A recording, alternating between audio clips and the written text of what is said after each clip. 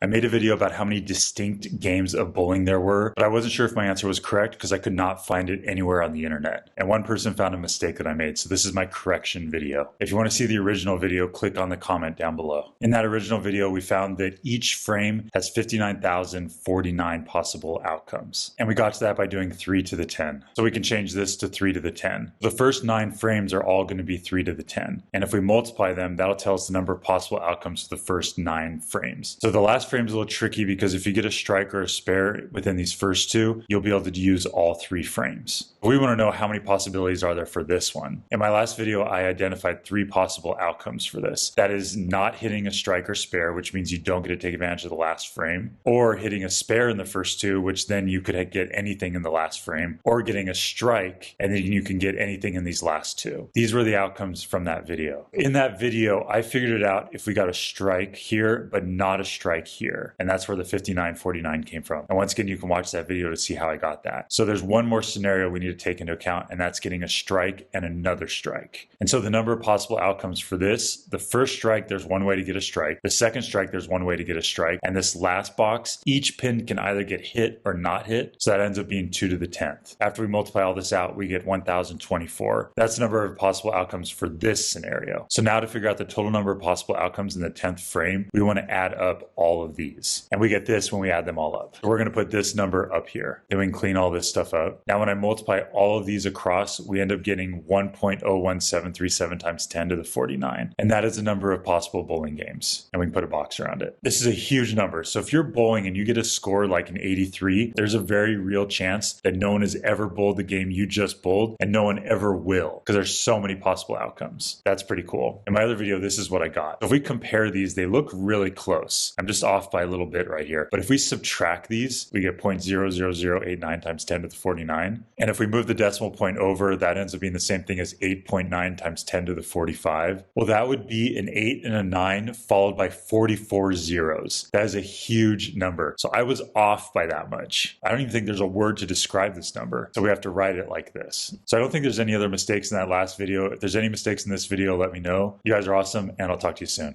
Bye.